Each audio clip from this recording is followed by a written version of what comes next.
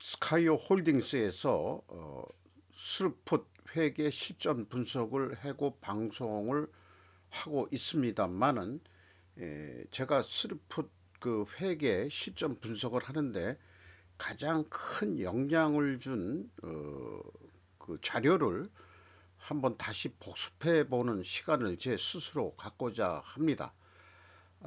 모두 7편으로 구성을 했고요.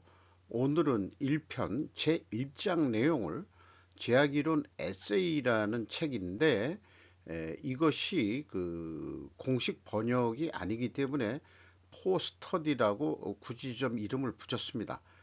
아, 번역본을 제공하고 학습을 하게 해준 그 전문가분께 다시 한번 감사의 말씀을 드리고, 다시 한번 제 자신의 복습을 위해서라도 정리를 해 봤습니다. 목차를 보면은 제1장 계층관리 내재된 대립, 2장 기초 놓기, 3번 근본적 평가 지표, 4장 시스템 제약의 중요성, 5장 우리의 시스템은 얼마나 복잡할까, 6장 패러다임 전환. 이게 결론 같은 얘기입니다. 이것은. 그리고 부록, 에필로그 성격으로서 과학의 발전 단계를 소개하고 있습니다. 오늘은 제 1장 계층 관리에 대해서 어, 학습을 해보고자 합니다. 제 1장 계층 관리 내재된 대립. 1. 모든 조직은 피라미드 구조를 사용한다. 피라미드 지휘체계의 우두머리라고 상징될 수 있는 사람들은 로저 스미스 GM 회장, 그다음 마가릿 대처, 징기스칸, 모세의 공통점이 피라미드 맨 꼭대기에 있는 사람들이다. 이런 게 공통점이라는 얘기고, 목적이 다르고 거리와 시간상 멀리 떨어진 다양한 조직들이 기본적으로 동일하게 조직되었다. 모세가 이스라엘 무리 중에서 제덕이 겸전한 자를 빼서 그들로 백성의 두목 곧 천부장, 백부장, 오십부장, 십부장을 삼아 출애굽기 18장 25절을 인용을 하고 있습니다. 대형 조직 관리는 20세기의 관심사이기도 합니다. 과거의 대형 조직은 기본적으로 정부, 군대, 종교의 세 형태로 한정되어 있습니다. 그런데 19세기 이래 산업혁명 이후에 새로운 형태의 대형 조직, 즉 제조업체와 서비스 업체들이 폭발적으로 증가했다라고 소개를 하면서 20세기 전에 존재한 유일한 대형 조직은 은행이었다. 보험회사들은 소규모로 시작해 큰 사업체로 성장을 했고, 소규모 상인들은 대형 유통업체로 성장했으며, 개인 점포들은 대형 체인화가 되었다. 회계사 사무소는 10,000명이 넘는 빅8 회사가 되었고, 현재의 모든 조직은 여전히 피라미드 지휘체계를 기반으로 한다. 어쨌든 수천 년이 지나도 인간의 조직은 피라미드 구조를 벗어나지 못하고 있다. 이런 얘기죠. 한결같은 이유가 무엇인지 밝혀내는 좋은 방법은 서로 구별하는 세세한 사항을 찾는 것이 아니라, 이런 세밀한 구제 속에서도 그 한결같은 을 찾아내는 일일 것이다 라고 하고 있습니다. 그래서 요거를 하나로 관통하는 것을 찾아내는 것, 피라미드 구조에서 우리가 한결같으면 하나로 관통하는 것이 과연 뭐냐, 이런 것이라고 생각을 했습니다. 참고적으로 이것을 배우면서 몽골은 국민 전체가 근데 군대였죠. 그래서 천호장, 백호장, 조선을 건국한 이성계가 천호장 다루가치였다고 하죠. 이런 게 역사 드라마에서도 좀 소개된 적이 있습니다. 빅 A에 대한 그 회계법인 소개 내용입니다. 현재로서는 2013년에 그것이 다 또 통합이 돼서 빅4가 됐다고 얘기하고 있습니다. 델로이트도 국내 그 회계법인과 그 합작이 돼 있죠. 그 다음에 뭐 제가 기억나는 건 또 KPMG가 있고요. 그런 것으로 알고 있습니다. 피라미드 구조의 근본적 이유. 근본적 이유를 얘기할 때는 그것이 인간의 근원적인 역량을 나타낸다고 생각한다. 한 명당 보통 리더가 10명 정도 관리할 수 있는 거 아니냐. 이런 생각을 하게 되면은 제가 그 인간이 늑대하고 같이 살면서 늑대들이 무리 사냥을 하는데 어, 아무래도 그 효과적인 사냥을 위해서 뭐 수백 명이 다닐 수는 없는 거고, 사냥을 할 때 선사시대 때 한 10여 명 정도가 그 동물 한 마리를 공략하는, 늑대처럼 모으는 조가 있고, 최종 창을 던져서 이 잡는 그런 것 쪽에 한계가 있었지 않았느냐. 저는 그렇게 생각을 하고 있습니다. 참모, 지원 업무를 책임지는 사람들, 라인은 피라미드의 훨씬 더 깊은 부분을 담당하는 사람들이라고 정의하고 있습니다. 회사, 정부 또는 군대 간의 기본적인 차이는 전혀 없다. 다방면에 많은 참모가 필요하다고 해서 관리 체계가 깊어지지 않는 점이 드러난다.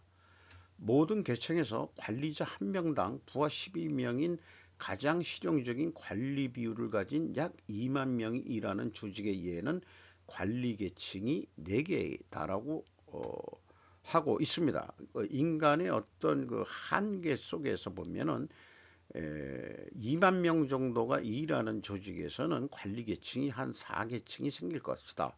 이렇게 하는데 관리자가 이제 1명이고 라인 부하가 12명이라면은 10이라는 숫자가 참 우리가 그 수비학적이라는 표현도 하죠. 어, 이 뭐 성경 속에서도 이제 그 보통 그 예수의 제자들이 12사도 이렇게 얘기를 하고 또 1년도 우리는 12개월로 나누죠.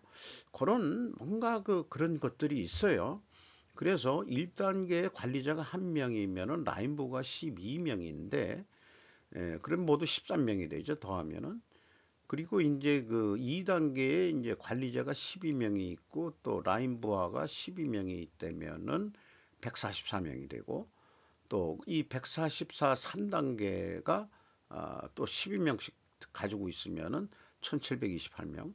이 1728 그 명이 12명씩 데리고 있으면 2만 명 정도가 나온다. 이걸 다 더하면 2만 2천 명 정도가 되는데 이걸 회사로 비교한다면은 4계급 4단계 밑에 있는 그 최하 그 조직이 뭐 반장급이라고 볼 수 있겠어. 1728명. 그 다음에 이제 그 위에가 이제 뭐, 그 과장급. 그 다음에 이제 12명이 한 부장급. 임원이 뭐 한 명. 뭐 이렇게 이제 볼 수도 있겠죠. 뭐 사실 임원들이 더 많겠지만. 그리고 또 관리 계층마다 이렇게 되는 경우도 있지만 3분의 2가 참모고 3분의 1이 라인이라고 좀 참모들만 많은 어떤 그런 서비스 업종이라든지 아니면은 그런 조직이 있죠. 뭐 군대에서도 그 육군 그 참모 본부라든가 육군 본부 이런 데서는 이제 그 야전 부대가 아니다 보니까 이런 경우도 아마 있을 겁니다. 대략 6계층이 필요할 것 계산하면은 그렇게 된다 이거예요. 이런 조직에서 참모에 대한 의존성 때문에 이 깊이는 깊어지긴 하겠지만은 생각만큼 크지는 않다. 계층이 그렇게 얘기를 하고 있는데 이걸 또 논리적으로 숫자적으로 표현하면은 참모가 12명 중에서 8명이니까 한번 계산을 저도 한번 해봤어요. 그런데 이제 제 계산상으로는 한 16,000명 정도 나옵니다. 근데 이제 관리자가 4,000명이니까 이걸 더하면은 한 2만 명 정도 이렇게 이제 돼서 한 7단계까지 계산을 하는 것으로 그러니까 아까 6단계 정도 될 거다 하는 것은 이제 계략적인 표현이고 실제 제가 한번 이렇게 계산을 해 보니까 요 정도 나오더라 그런 얘기가 된 것 같습니다. 관리 계층 수가 너무 많아 이를 줄이려는 조직은 참모를 줄이는 해결 방안을 찾지 않아야 된다라고 얘기하고 있습니다. 그거 참모들이 뭐 일하는 것 같지도 않고 어쩌고저쩌고 뭐 얘기를 하잖아요. 그런데 이제 이런 얘기를 하고 있어요. 그렇게 그 계층이 늘어난 것도 아니다. 오히려 조직은 낮은 비율의 라인 관리자당 부하를 가진 관리 계층을 찾아야 된다. 이 라인 중에서 그 한 12명이 아니고 그 예를 들어서 그 수치가 뭐 3, 4명 데리고 있는 데라면은 그런 데는 좀 줄일 필요가 있지 않겠냐 이런 표현인데, 예를 들어서 뭐 이게 정치하고 비유할 수 있을지 모르지만은 예를 들어서 대통령실의 그 비서실이라든가 그 보좌관 뭐 이런 사람들이 있잖아요. 그게 모두 다 그 참모진이라고 얘기한다면은 그 참모 조직을 혁신한다고 해가지고 그 참모진을 줄일 필요는 없다. 이렇게 또 해석하고 싶네요. 조직들이 관리의 계층 피라미드를 사용하는 것이 최상의 방법이기 때문이 아니라 아마 유일하게 실현할 수 있는 방법이기 때문일 것이다. 피라미드의 유효성에 대해 어떤 결론도 내릴 수 없다. 솔직히 뚜렷한 대안이 없다. 인간의 조직에 대해서는. 그러나 개선을 모색할 가장 유일한 장소가 계층 피라미드 안에 있는 것은 사실이다. 첫째, 피라미드의 방법의 가장 큰 결점을 찾아내는 것. 결점이 더 크고 더 근본적일수록 실질적 개선의 가능성은 더 크다. 저로서는 이것이 기업체를 비유해서 얘기하고 있습니다만은, 아까 대형 조직이란 것은 군대도 있고 종교도 있습니다. 그리고 정치에도 적용을 해 볼 수 있다고 저는 생각을 합니다. 인간이 만든 조직이니까. 어, 세 번째 얘기로 부분 최적이 위로 흐르는 상향 정보를 왜곡한다. 이게 뭐냐 그러면은 이거는 하나씩 읽어보는 식으로 복습을 좀 해보겠습니다. 피라미드 지위 연소에서 정보는 마치 상하로 순환해야 하는 것처럼 보인다. 정보는 위로 흘러가야 하며 지시는 아래로 흘러가야 한다. 관리자는 데이터가 아닌 기본적으로 평가인 정보를 요구하죠. 한 페이지로 요약해 달라는 것은 분명히 데이터가 아닌 정보를 달라는 것이다. 그래서 모든 부하로부터 정보를 모은 후 관리자는 그의 직관, 어떤 지침, 그리고 자신이 직접 얻은 데이터를 사용해서 상관에게 전달하는 평가를 주의 깊게 생각해 작성한다. 모든 계층에서 다 이 작업을 할 수도 있어요. 지금은 뭐 온라인 전산화돼 가지고 그런 계층이 좀 이렇게 이렇게 낮아진 것도 있긴 있습니다만은, 어쨌든 이 과정은 합리적 의사결정을 하기 위한 중요한 요소들을 의사결정자에게 제공하기 위해 피라미드 전반의 결체 반복이 됩니다. 모든 관리자들이 예의 없이 의사결정자라는 점을 기억하자. 그들은 서로 구별하는 것은 그들이 내리려고 하는 의사결정의 주주의 크기이다. 계층별로. 이제 결점일 법한 것을 알아낼 수 있다. 관리자는 그에게 전달된 정보를 전체 조직의 관점에서 검토할까? 더 큰 그림을 고려하면서 평가할 수 있을까? 음, 이 질문을 좀 더 명확히 해보자. 지식과 관점을 가진 전체 조직의 CEO가 중간 수준의 관리자를 대신한다면 정확히 같은 평가가 될까? 아닐 거다 그런 얘기죠. 그리고 개인적인 동기는 어떨까? 이렇게 이제 그 질문 화법을 쓰고 있습니다. 관리자는 그의 평가가 그의 영역의 최선이라는 것을 생각에 의해서 당연히 영향받지 않는다고 생각할 수 있을까? 또 치우친 평가는 아주 드문 현상일까? 이렇게 얘기하고 있습니다.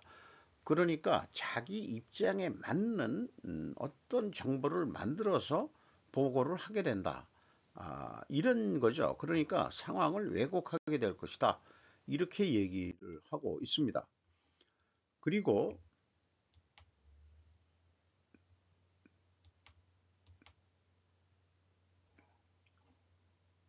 이게 잠깐 커서가 연세가 길수록 왜곡은 더 크다. 그 단계가 그 조직 계층 단계가 더 깊으면은 왜곡이 더 커진다 이런 얘기죠. 이 제목만으로도 뭐 충분할 것 같습니다만은 그래도 한 번 더 읽어 보겠습니다. 관련된 관리자의 부분적 관점 때문에 왜곡이 일어난다고 결론 지을 수밖에 없다고 생각한다. 부분적 관점에 의해 왜곡되더라도 그 관리자는 항상 올바르게 평가할 수 있을까? 타고난 역량이 있으며 직관력이 있는 관리자라도 분명히 그렇지 않다. 더구나 상위 관리자들이 그들 자신의 왜곡을 끌어들이기도 쉽다. 연쇄 고리들의 역량은 한계가 있으며 자신에게 전달된 왜곡을 최대한 바로잡긴 하겠지만 그가 그의 상관이 새로운 왜곡을 끌어들이지 않을 것이라고 보장할 수 없다는 점을 기억하자. 예를 들어서 국토부 장관한테 한국의 뭐 아파트 시세 뭐 이런 것들을 여러 그 장관 밑에는 어떤 뭐 차관도 있겠지만 여러 그 부서가 있는데 그런 정보들이 올라온 거 자체를 장관 자체가 왜곡하는 것을 고치지 않을 것이라고 보장할 수 있겠냐? 전 정부가 그 통계 조작, 이거가 이제 이런 얘기도 되겠죠. 순수한 결과는 각 고리가 평균적으로 왜곡을 줄이기보다 오히려 키운다는 것이다. 이 말은 영원히 유효할 것이기 때문에 그로 인해 파생되는 모든 결과를 도출해내야 된다. 그 결과가 어떻게 나올 건지 우리는 예상해야 된다는 얘기죠. 의사결정을 내렸다는 것이 그의 의사결정을 실행했다는 의미는 또 아니다 이거예요. 중간관리층들이. 의사결정은 지시사항으로 바꿔야 하며 실행을 위해 적합한 사람들에게 전달되어야 된다. 어떤 사장이 지시를 내렸다. 사장이 구체적으로 지시하겠어요? 마지막 관리 계층이 피라미드의 최하위 계층에게 그들이 수행해야 할 직접적인 지시사항을 주기까지 각 계층 관리자의 직속 부하들은 세부 내역을 다듬고 구체화하는 작업을 반복할 것이다. 관리자는 폭넓은 지침을 자신의 부분적 위치에서 이해한 것에 따라 해석한다. 전체적 관점이 아닌 부분적 관점이 다시 한번 작용한다. 중간관리자는 전체적 관점이 계류되기 쉬우며 그의 영역의 최선이라고 생각하는 것에 영향을 받을지도 모를 것이다 이거예요. CEO의 방침이 실행될까지 다시 한번 그 연세가 길수록 당초에 의도한 왜곡이 더 발생한다. 그러니까 뭔가 정권이 바뀌어도 구체적으로 무슨 뭐 각 이 해당 부처의 구체적인 실행 방안이나 뭐 그런 걸 보면은 뭐 옛날부터 써오던 말이 그 말인 것 같고 뭐 그렇거든요. 그런 거를 좀 봅니다. 그 정부 정책이나 이런 거를 쭉 한번 훑어봤을 때는. 그래서 이런 생각을 제가 해보됩니다. 참모들은 전체적 관점을 볼 역량이 있어야만 한다. 또 하나의 조직은 감사 조직 또한 전체 조직을 볼 역량이 있어야 된다.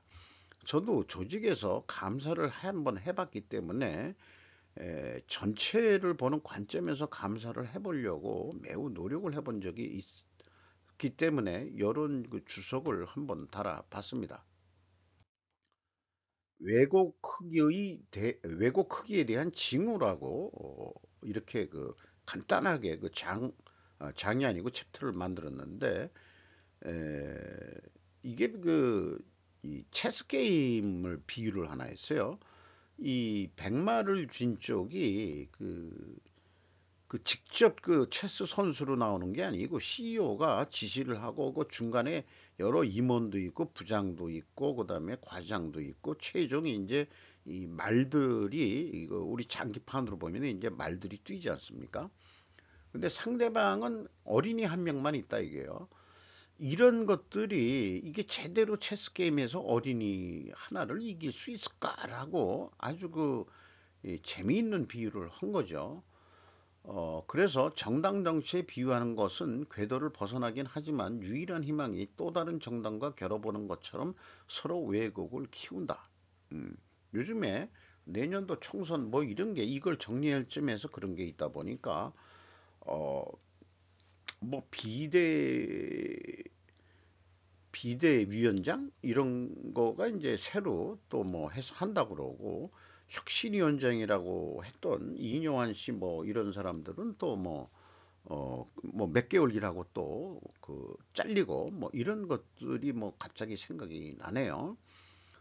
어쨌든 자관 최고 그 경영자의 어떤 지상이 최하 현장 작업자가 작업하는 데까지는 수많은 왜곡이 일어날 수 있다. 이런 말씀을 드릴 수 있겠습니다. 6. 고유의 대립을 나타낸다. 체스 게임 비유가 또한 암시하는 것은 피라미드 구조에 내재되어 있는 고유의 대립이 또 있다. 피라미드는 제한된 통제 범위라는 문제의 해답을 주기 위해 개발되었다. 유감스럽지만 관리 범위의 이런 확대는 전체 그림의 왜곡을 끌어들이는 중간 고리들을 통해 이루어진다. 범위가 넓을수록 중간 고리의 수는 더 많아지면 따라서 그 왜곡도 더 커진다. 왜곡은 한 부서, 한 제품, 한 기능이라는 부분적 관점과 전체 시스템의 전체적 고려 간에 있는 기본적 차이에 따른 결과이다. 그러니까 생산과 영업만 비교를 해보더라도 생산의 입장과 영업의 입장이 다를 수 있다 이게요. 그게 이제 부분체적이죠. 그래서 부분체적의 합계는 전체의 최적과 같지 않다. 고유의 대립이 있다는 인식은 피라미드 구조가 만들어진 만큼이나 오래된 것이다. 뭐 인류 역사를 그 한 4천 년 보면은 기원 전이나 기원 후로 봐서 했을 때 어떤 조직을 만들어서 조직 간에 어떤 이 고유의 대립, 내재된 대립이 있다. 이런 것으로 뭐 역사를 보더라도 그렇죠. 우리나라 그 이조 때도 보더라도 그 양반들을 그 왜 그 양반이라 그러면 한쪽은 무관이고 한쪽은 문관이고 그래서 이제 왼쪽이 왼쪽이 무관들이 있으나요? 그건 잘 뭐 기억이 잘 안 납니다만은 임금의 왼편에 쓰나요? 무관들이 문관들은 오른편에 쓰고 그런 거로 제가 기억을 하고 있습니다만은 몇몇 판에 박힌 해결 방안 검토. 강조해야 할 것은 어떤 조직도 한 가지 해결 방안만 사용하지 않았다는 것이다. 어쨌든 고유의 대립이 있는데 임금 입장에서도 양반 놈들이 서로 치고받고 서로 의견이 틀리니까 어떻게 해결 방안을 검토했을까? 이렇게도 비유를 해볼 수 있겠네요. 7. 군대 해결 방안. 군대 해결 방안은 훈련은 지침을 세부 지침과 상세 지시사항으로 바꿀 때 유입되는 왜곡을 최소화하려는 시도이다. 최고 사령관의 이 명령이 그 전투병까지 그대로 그 전달이 돼야 된다는 얘기죠. 주요 행동 패턴으로 훈련을 사용하는 것은 하위 관리 계층들이 어떤 것이든 중요한 의사결정은 하지 못하게 해서 의사결정 임무를 피라미드의 최상부에 일임하려는 시도이다 라고 풀어서 말하고 있습니다.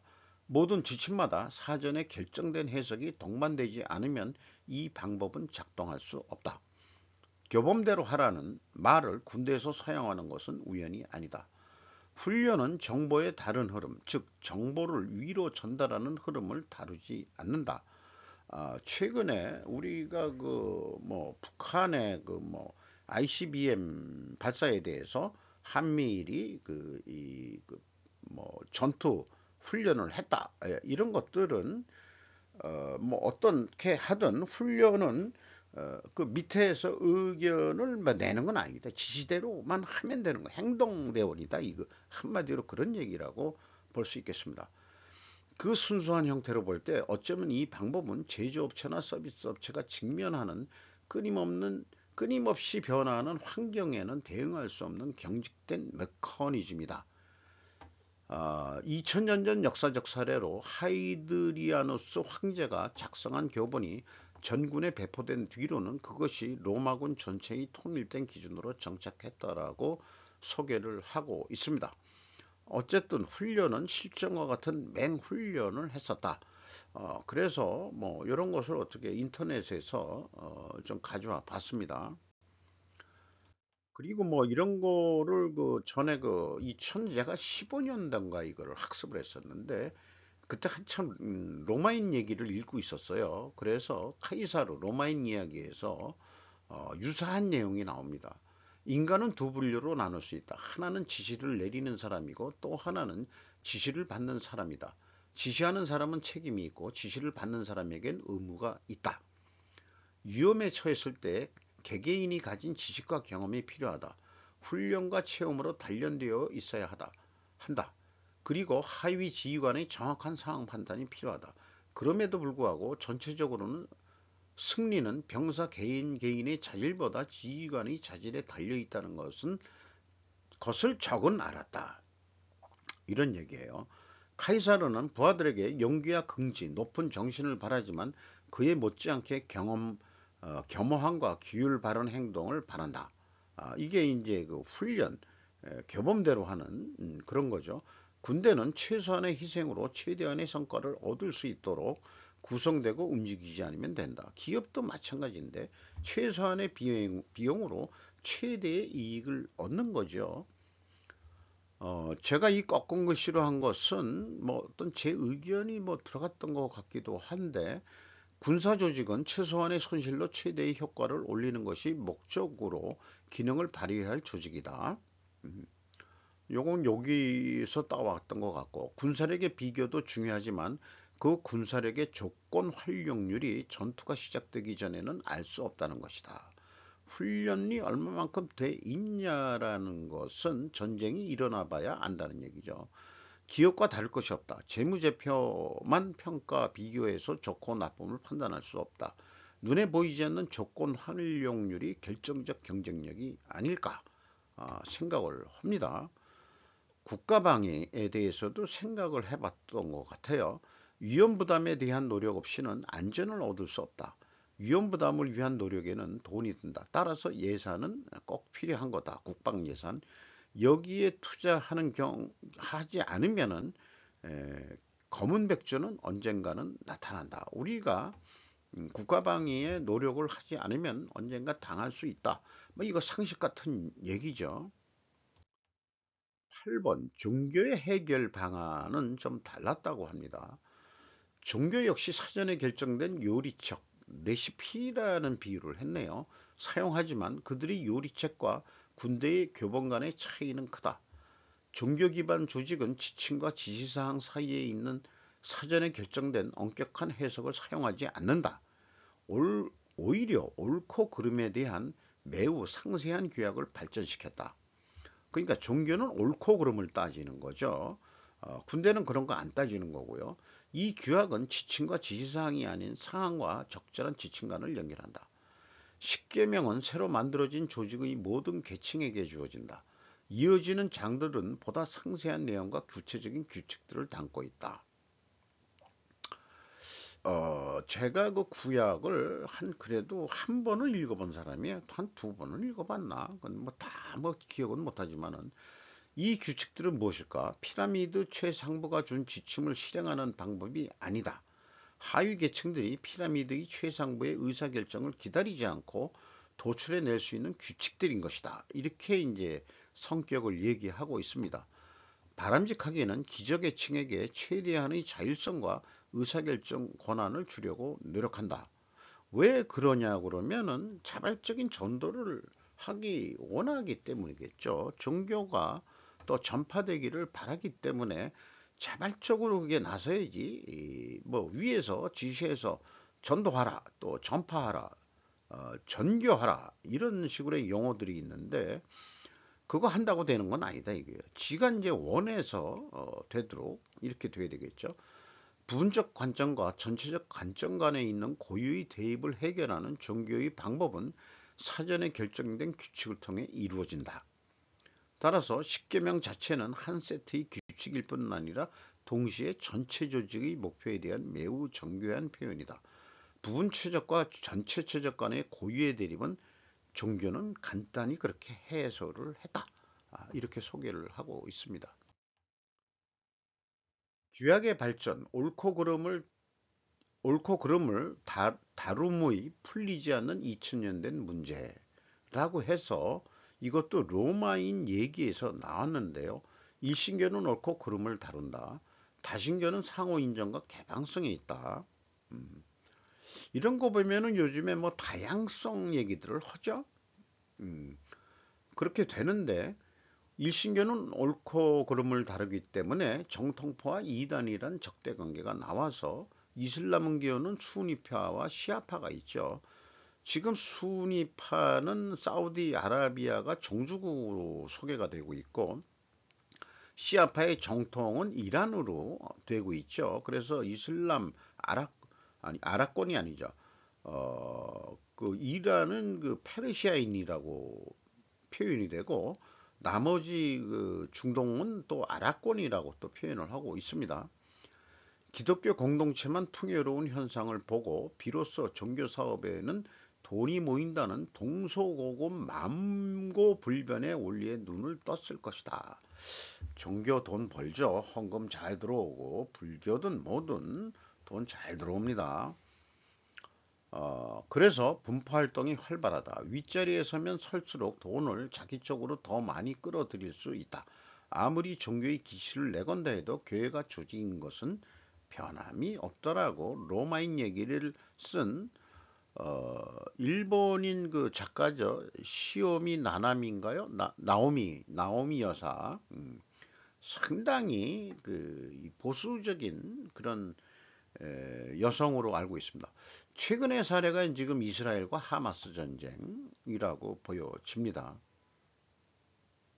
사이비 종교 오늘 뉴스에도 JMS 무엇인가 그 친구 무슨 뭐 그거 자기 지위를 이용해서 그 성폭행 성상납인지 뭔지 모르겠습니다만은 자관 그런 것도 생기게 권력과 돈이 생긴단 말이에요. 이상하게 종교라는 게 참 종교라는 게 그래서 그 마약이다 하는 얘기도 하긴 하죠.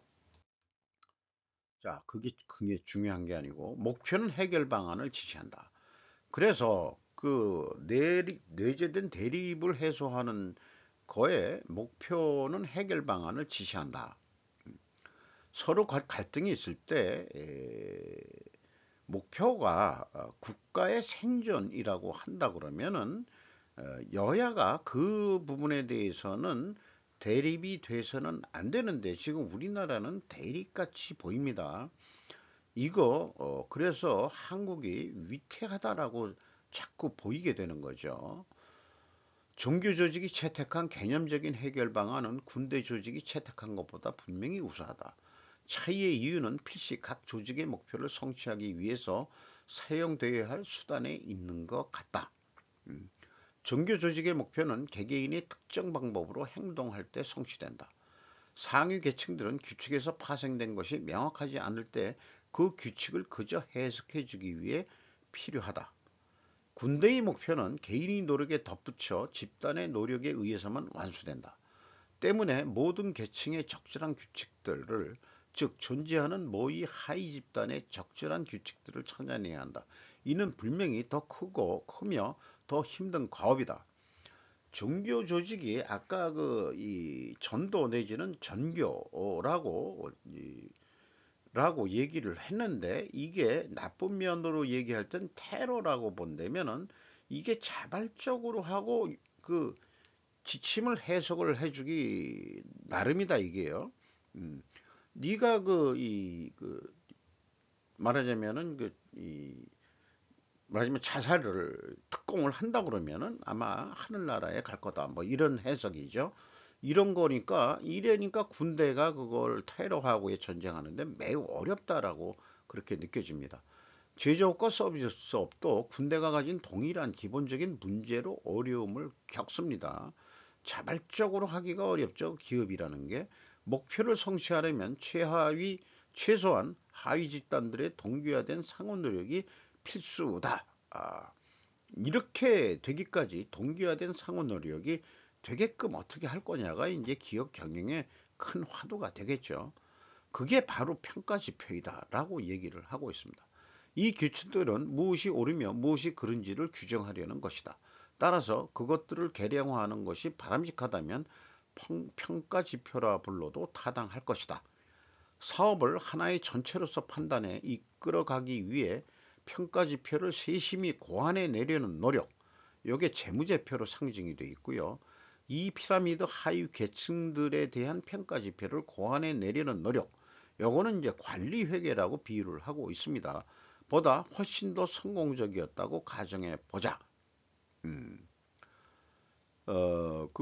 이 재무제표의 노력이 그 관리회계보다 더 훨씬 더 성공적이었다고 가정해 보자. 이런 아니네요. 반대로 얘기했네요. 관리회계의 노력이 더 성공적이었다고 그 가정해 본다면은 이런 상황에 대한 징후는 운영 방식에서 집중화와 분산화 간을 끊임없이 오가는 조직을 관찰할 수 있다. 그 기업이 종속기업으로 만들고 자회사 만들고 또 흡수 합병하는 이런 거를 상상해 볼 수 있겠어요. 외부 세계와 상호작용 위해 조직을 수시로 분할하기도 하고 분산하는 어떤 경우에는 그 전체 성과를 업무 성과를 높이는 경향을 보이는 것 같더라. 이런 얘기도 하고 있고요. 성공적인 규칙을 피라미드 하위 계층에 또 전달하게 된다. 이렇게 이제 정리를 하고 있습니다. 수평적으로 분할될 때는 근데 그렇지가 않다 이게요. 수직적으로 분할할 때는 그런데 수평적으로 분할할 때는 수평 분할에서는 외부 세계뿐만 아니라 서로 상호작용하는 하위 시스템이 생성이 된다. 서비스나 자재는 한 하위 시스템에 의해 또 다른 하위 시스템에 공급이 된다. 예를 들어서 자재 구매를 한다면은 그 구매 생산 부서가 직접 구매하는 부서 회사는 거의 없죠. 구매 부서가 따로 있고 또 공장에는 그 창고를 담당하는 또 자재 관리가 있고 생산해서 또 그것을 또그 넘겨주고 이렇게 한 세 단계가 기본적으로 생각이 나네요. 이런 경우에 전체적 평가지표, 즉 재무제표는 하위 시스템을 위해 사용할 때 비효과적이죠. 손익계산서 가지고 이런 그 평가지표 가지고는 그 사람들이 일하는 거에 어떤 지침이나 이런 걸 줄 수가 없다 이거죠. 또 이전 가격 때문에 왜곡될 뿐 아니라 부분 최적의 경영을 줄이기보다 오히려 강화한다. 사업 부재를 하고 있는 데가 또 더욱 이럴 거다 이거죠. 제가 이것을 할 때 마침 그 아이소 그 심사원도 하고 그때 2015년 판에 의해서 상당히 또 그 공부를 하고 또 이 패스 시험도 봐가지고 자격증을 땄었는데 아이소 시스템은 기본적으로 참고사항입니다. 이것은 기본 매뉴얼이 있는데 요거는 사장 승인이니까 사장의 의사결정이라고 보면 되고 규정 및 규격이 있어요. 여기 이제 임원급이 하는데 이제 사장의 해석을 해석하는 지침이다. 이렇게 볼 수 있겠고 업무 표준, 생산 표준이라는 게 있어요. 생산 표준은 이제 생산 부서가 하고 업무 표준은 이제 다른 여러 조직들 임원의 해석 지침이라고 볼 수 있겠습니다. 그리고 각 부서마다 업무 매뉴얼이 있고 작업 지침서가 있는데 이것은 팀장의 해석 지침이다. 이 정도면은 한 3단계, 4단계죠. 4단계 아까 그 얘기한 2만 명이 있는 데서 이 정도로도 충분하다. 이렇게 좀 이해가 됩니다. 문서 시스템을 만들어 잘 이행하면 시스템이 돌아가서 성과가 좋아질 것이냐. 아, 물론 그 잘 만들어야 되겠죠. 지속적 개선이 지표일 수 있는 표준이 개정이 잘 이루어지고 있느냐. 상황은 변하는 거니까. 그래서 그 아이소 9001 2015년 표준은 기본 매뉴얼이 있는데 6대 규정에 경영자 대리인이 없어졌어요. 그러니까 직접 그러니까 이제 실제 CEO는 별로 신경도 안 쓰고 월급쟁이들한테 니들이 알아서 그냥 잘해. 근데 그거 가지고는 안 되겠다. 이래 가지고 경영자 대리인 제도가 없어졌습니다. 문서와 기록은 도큐멘티드 인포메이션이라고 다 같이 뭉쳐졌습니다. 옛날에는 문서 따로 기록이라고 했는데 도큐멘티드 인포메이션에는 용어로 통일이 됐다. 이런 게 이제 다시 기억이 나네요. 자료를 정리하다 보니까. 그리고 사업부 간 이전 가격 때문에 뭐 문제가 있다고 그러는데 이것은 TOC 핸드북, TOC 매저 측정에서 이런 샘플을 좀 가져왔습니다.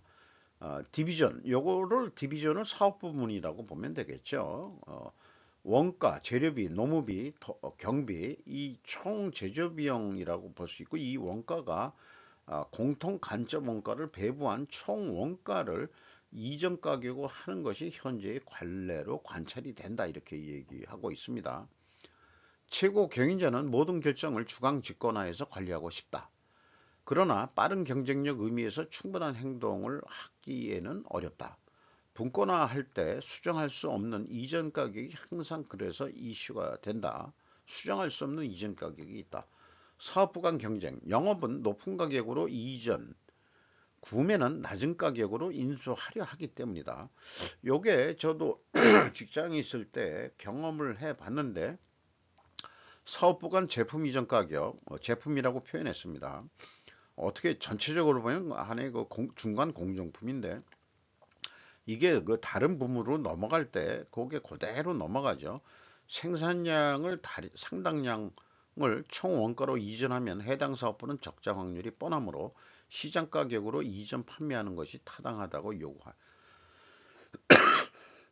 이거는 이제 디비전이 틀릴 경우죠. 같은 디비전 내에서는 이런 얘기가 없고 그냥 총 원가로 이전 가격이 결정이 되는데 요게 디비전이 틀려지면은 존재 가치가 자기네들도 사업부니까 이익이 남아야 그 원가 회계로 이 평가를 받다 보니까 그래서 어쨌든 가격을 그 내부적으로 의사결정을 해서 그 마진을 그 뭐 붙인다 하더라도 그래서 그 저 높은 가격으로 인수를 하면은 더 노력을 해야 되겠죠. 높은 가격으로 인수받은 쪽은.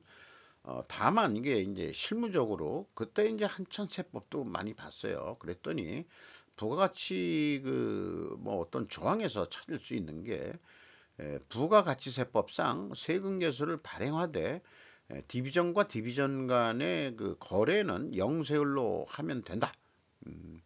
요렇게 이제 저는 할 수 있는데 실질적으로는 다 생략하더라고요. 근데 이제 그 세금연수를 발행해야 그 회계 부분하고 정보가 이 디비전 간에 또 송장이 있고 받았다 안 받았다 이런 것들이 회계까지 전달되는 데는 그래도 그 가격이 결정돼 있으면은 더 그냥 빨리 계산하기 좋을 거 아니에요. 그러니까 세금연수를 발행해라. 라고 제가 얘기를 했는데도 어, 그거 뭐 한 달에 한 번 그 저기 결산하는데 그냥 그거 안 해도 되는 것처럼 제 의견만 그게 이제 그룹 감사할 때 이제 자회사한테 얘기했던 건데 정확 이런 경험도 있습니다. 10. 컴퓨터 방법인가 도구일 뿐인가? 지금까지의 논의는 오직 두 길만이 즉 훈련과 평가 지표만이 계층 피라미드 고유의 대립을 다루는데 사용할 수 있는 것처럼 보인다. 훈련은 하위 계층의 창의성과 직관을 이용하지 않으며 경직되고 변화하는 환경을 수용할 수는 없다. 훈련은 평가 지표는 적절한 평가 지표를 찾아내는 우리 역량에 제한된다. 우리의 역량이 제대로 평가 지표를 찾아내지 못하면 제한이 된다. 이런 얘기네요. 1930년대부터 적절한 평가 지표를 찾아내는 어떠한 결실도 맺질 못했다. 1960년대 컴퓨터는 고유의 대립을 피해가는데 사용할 될 수 있는 것처럼 보였었다. 그래서 뭐 너나 나나 전사나 했었죠. 조직은 하위 계층에 의한 해석이나 평가 없이 원시 데이터를 컴퓨터 기억 장치에 올려놓을 수 있었다. 고위 관리자들은 바람직한 방침을 지시하도록 그들이 원하는 것을 입력할 수 있었다. 그러면은 데이터가 보고가 되고 지시사항을 지시했으면은 기본적으로 컴퓨터는 엄격함이라는 훈련 방법의 주된 장애를 제거하고 적절한 지시사항의 책을 만들어낼 것이었다고 기대를 했다 이거죠. 그러나 컴퓨터는 피라미드 최상부 사람들의 경영 무기가 아니다. 데이터 뱅크로서 관리 업무가 아닌 사무 업무를 자동화하는 데는 매우 도움이 될 뿐이었다. 결론은 그럼 무엇이 잘못된 것일까? 그러면은 아까 얘기한 대로 숨겨진 가정은 컴퓨터 내부 어딘가에 데이터와 폭넓은 방침을 지시사항으로 해석하는 메커니즘이 있을 거라는 가정이다. 그러니까 이 메커니즘은 적절한 평가 지표 또는 바른 규칙의 다름 이름 아닌가? 이렇게 이제 그 제시를 하고 있습니다. 우리는 도구가 방법을 대체할 수 없으며 도구는 방법의 실행을 도울 수만 있을 뿐이라는 것을 상당히 오랫동안 인정하지 않았다. 주로 서구 애들이 그랬단 얘기예요. 우리나라가 그랬던 얘기가 아니고 좋은 규칙들을 즉 평가 지표들을 찾아내서 시행할 때 부분 최적이 전체 최적과 일치해 나갈 것이기 때문에 하위 계층을 피해갈 필요성은 전혀 없을 것이다. 평가 지표가 좋다면은 따라서 컴퓨터는 규칙 방법을 피해가는 것이 아니라 그것을 향상시키는 도구가 될 것이다. 각 계층의 각 개인은 데이터 뱅크에 접속해서 방대한 단순 계산을 수행하는 컴퓨터의 막강한 힘을 통해 자신의 직관과 노하우를 사용하는 자신의 역량을 확대할 수 있다. 일단 기본적인 요건들, 즉 조직의 규칙을 찾아내서 시행하면 이득을 볼 것이다. 이렇게 얘기하고 있습니다. 또 다른 시도 11번 일본인들은 그렇게 안 하고 피라미드 고유의 대립에 대해 훨씬 덜 야심차지만 보다 효과적으로 공격했다. 일본의 대형 제조업체와 서비스 조직의 모든 관리자들은 폭넓은 스펙트럼의 기능을 설립한다. 이거를 순환보직이라고 저는 해석을 했고요. 저도 순환보직을 여러 조직을 다녔습니다. 이 훈련 기간이 끝나면 상황을 평가하는 그들의 역량은 자신이 왕국에 의해서가 아니고 조직의 다른 부분들에 미치는 상황의 역량에 대한 그들의 정통한 지식에 의해 지시된다. 그러니까 자기가 떠나온 부서를 그만큼 잘 알기 때문에 그 부서하고 일을 할 때 그 역량을 알기 때문에 적절한 지시를 할 수 있다 이런 얘기겠죠. 개별 관리자들의 부분 최적은 전체 조직을 지휘하는 사장의 간접에 근접하도록 크게 역량이 확대된다라고 얘기할 수 있을 것입니다. 한 단계 더 나아가 합의에 도달할 때까지 의사결정을 하지 않도록 또 주의합니다.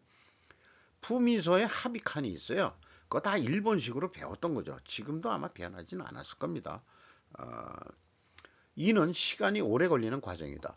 기본적으로 또 그런 게 잘 안 되면 긴밀한 교제, 공식적이며 비공식적인 의사소통을 통해 이루어진다.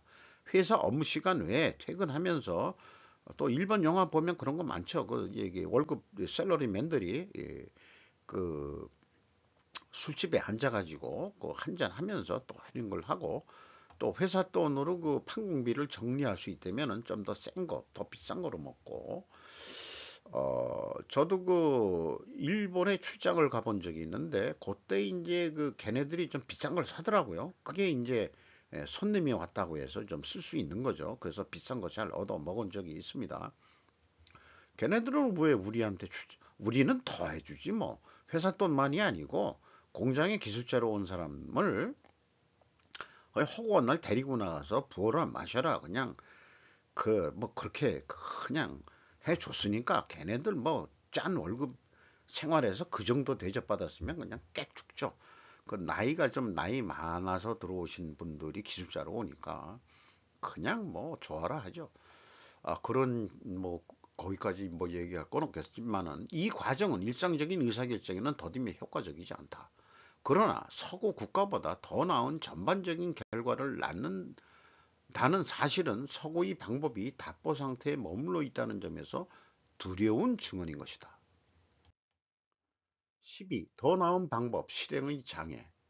유일하며 유명한 길이 부분 최적과 전체 최적 사이의 차이를 제거하는 적절한 규칙, 즉 평가 지표를 다시 한번 찾아보는 것 같고, 그런데 한 세트에 거대한 장애가 있다.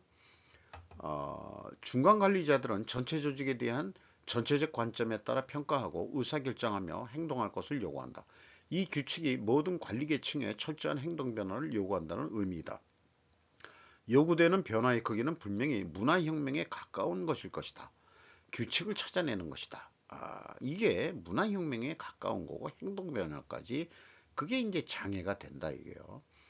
거대한 심리적 문제가 또 도달한다. 해오던 대로 해야 되지 않으니까 모든 관리자들의 뿌리 깊은 행동에 철저한 변화를 다루게 된다. 그런데 요구되는 데이터가 너무 광범위하거나 관리자들이 이해하는데 걸리는 시간보다 더 빠르게 변화한다면 환경이 데이터가 이 규칙들을 상용하기에 충분한 정보를 가질 수 없을 것이기 때문에 규칙들은 효과적이지 않을 것이다. 규칙들을 도출해내는 것만이 아니라 심리적 문제와 데이터 문제도 그래서 다루지 아니하면 안 된다 하는 것으로 제 1장을 마치고 있습니다. 거의 뭐 어떤 그 대학에서 특강을 하게 되면은 한 50분하고 10분 쉬고 그 정도로 어떻게 간신히 잘 마쳤습니다. 다음 2편을 기대해 주시면 대단히 감사하겠습니다.